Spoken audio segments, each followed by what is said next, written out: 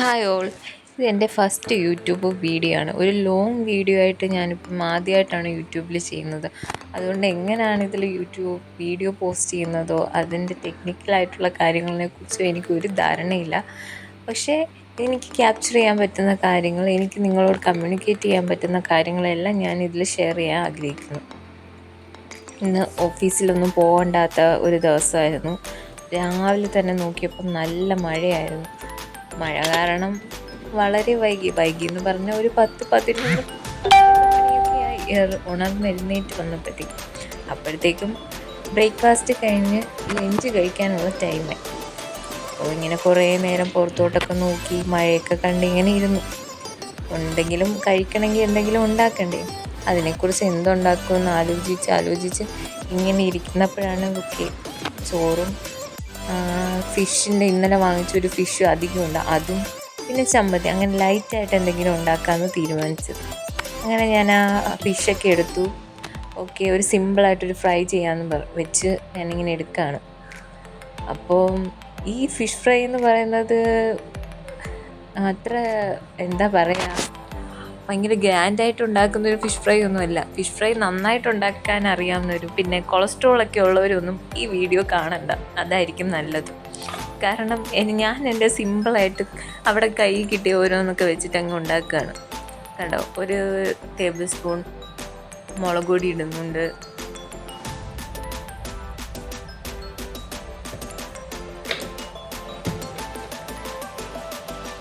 പിന്നെ മഞ്ഞൾപ്പൊടി എത്രയാണെന്നൊന്നും പറഞ്ഞു തരാൻ എനിക്കറിയത്തില്ല. നിങ്ങൾക്ക് ഇഷ്ടത്തിനനുസരിച്ച് അങ്ങിടുക.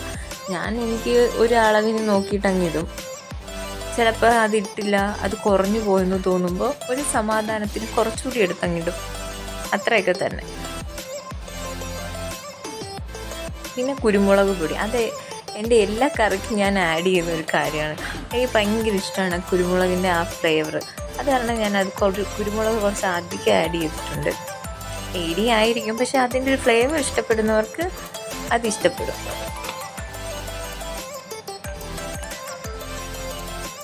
പിന്നെ ജിഞ്ചർ ഗാർലിക് പേസ്റ്റ്, അത് ഞാൻ പേസ്റ്റ് ചെയ്തിട്ട് അതുകൂടി ജസ്റ്റ് ഒന്ന് ആഡ് ചെയ്യുന്നുണ്ട്. പിന്നെ ഉപ്പ് വേണമല്ലോ. ഉപ്പും 1 സ്പൂൺ ഉപ്പുകൂടി. എന്നിട്ട് അത് നന്നായിട്ട് മിക്സ് ചെയ്യണം. ചിലർ വെള്ളം വെച്ച് മിക്സ് ചെയ്യും, ഞാനിപ്പോൾ കുറച്ച് ഓയിലെടുത്തങ്ങ് മിക്സ് ചെയ്യും. എനിക്ക് കുറച്ചുകൂടി ഇഷ്ടം അതാണ്. അതുകൊണ്ട് ഞാൻ കുറച്ച് ഓയിലൊക്കെ വെച്ചിട്ട് അങ്ങ് മിക്സ് ചെയ്യും. കൊളസ്ട്രോൾ ഉള്ളവരൊക്കെ ആണെങ്കിൽ ഇത്രയും ഓയിലൊക്കെ ചേർത്ത് മിക്സ് ചെയ്യാനൊന്നും നിൽക്കണ്ട.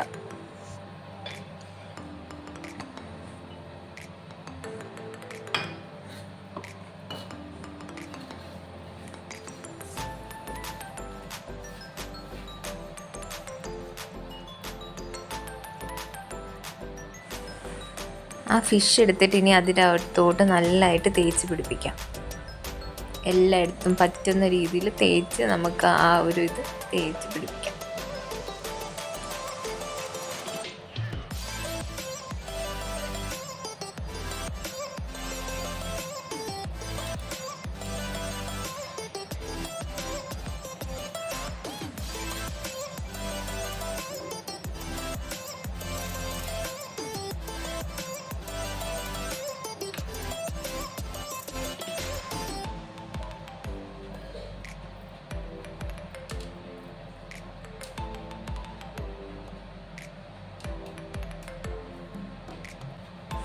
തേച്ച് പിടിപ്പിച്ചിട്ട് ഇനി നമുക്ക് കുറച്ച് നേരം അതവിടെ ഇരുന്ന് റെസ്റ്റ് എടുക്കട്ടെ. ഒരു 2 മിനിറ്റ്സ് അതവിടെ അങ്ങനെ ഇരിക്കട്ടെ. അപ്പോഴത്തേക്ക് നമുക്ക് പാനൊക്കെ കഴുകി അത് ഉണ്ടാക്കാനായിട്ടുള്ള സെറ്റപ്പൊക്കെ ഉണ്ടാക്കാം.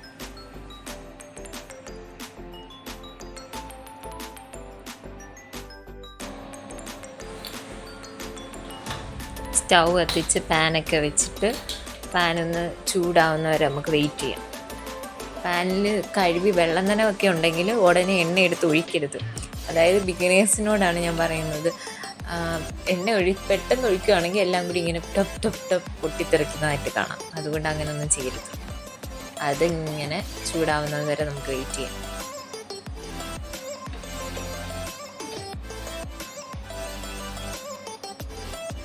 ബേസിക്കലി ഞാൻ കുക്കിംഗ് ഒട്ടും ഇഷ്ടമില്ലാത്ത ഒരാളാണ്. പക്ഷേ ഫുഡ് കഴിക്കണമല്ലോ, അതുകൊണ്ട് ആ ഒരു സിറ്റുവേഷൻ വന്നപ്പോഴാണ് സ്വന്തമായിട്ട് കുക്ക് ചെയ്യാൻ തുടങ്ങിയത്. പിന്നെ നമ്മുടെ കിച്ചണിലിരിക്കുന്ന പൊടികളൊക്കെ നമുക്ക് കഴിക്കാൻ പറ്റുന്നതാണല്ലോ, അപ്പം ഒന്ന് അങ്ങോട്ടും ഇങ്ങോട്ടും മാറി എന്ന് പറഞ്ഞ കുഴപ്പമൊന്നുമില്ല. ആ ഒരു കോൺഫിഡൻസിലാണ് ഞാൻ എൻ്റെ കുക്കിംഗ് ജേർണി സ്റ്റാർട്ട് ചെയ്തത്.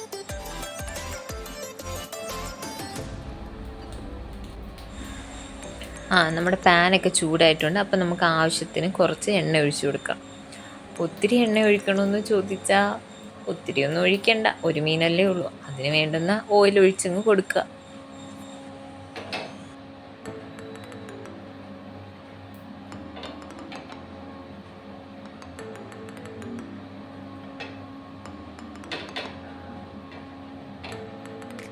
എന്നിട്ട് ആ ഫിഷ് എടുത്ത് ഇതിലോട്ട് തട്ടുക.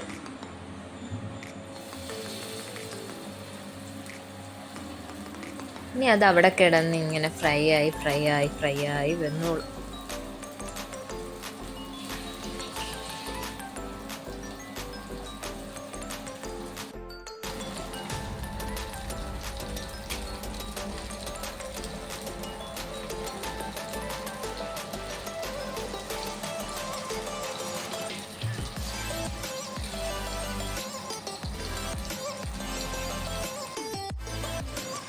എന്നിട്ട് കുറച്ച് മിനിറ്റ് കഴിയുമ്പോൾ ഒരു സൈഡ് നമുക്ക് കുക്കായി കിട്ടും. അപ്പോൾ നമുക്ക് പെതുക്കെ ഒരു സ്പൂണൊക്കെ വെച്ചിട്ട് കൈയൊന്നും പൊള്ളാതെ നമുക്ക് തിരിച്ച് അപ്പുറത്തെ സൈഡ് കൂടി ഇടാം. ഇനി ആ സൈഡ് കൂടി വെയിറ്റ് ചെയ്യാം, അതും കൂടി ഫ്രൈ ആയി കിട്ടുന്നവരെ വെയിറ്റ് ചെയ്യാം.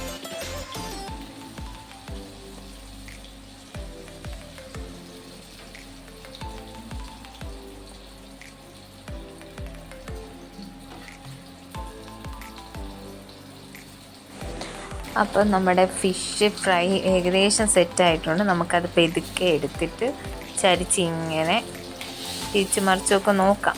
ഓക്കെ, അപ്പോൾ അത് ഫ്രൈ ആയി എന്ന് തോന്നുമ്പോൾ നമുക്കത് മെല്ലെ അതിനെ ഇങ്ങനെ എടുക്കാം.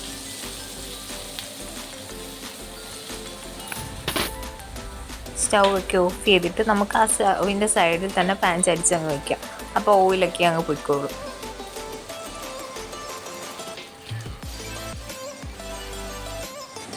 പിന്നെ ഞാൻ കുറച്ച് നേരം പുറത്ത് വന്നിരുന്നു. ആ മഴ എന്താ ഇങ്ങനെ തീരാതെ നിൽക്കുന്നതെന്ന് നോക്കി നിന്നു. അപ്പോഴത്തേക്കും വിശപ്പിൻ്റെ വിളി വന്നു. എങ്കിൽ പോയി കഴിച്ചിട്ടാവാൻ ബാക്കി നോർത്ത് പതിയെ കഴിക്കാമെന്നുള്ള പ്ലാനിൽ ഇങ്ങനെ നിൽക്കുകയാണ്.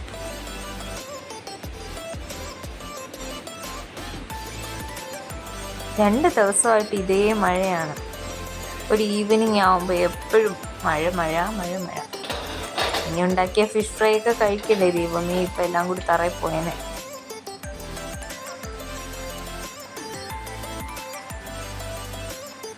നമുക്ക് നമ്മുടെ ഫിഷ് ഫ്രൈയും കൂട്ടി കഴിക്കാം.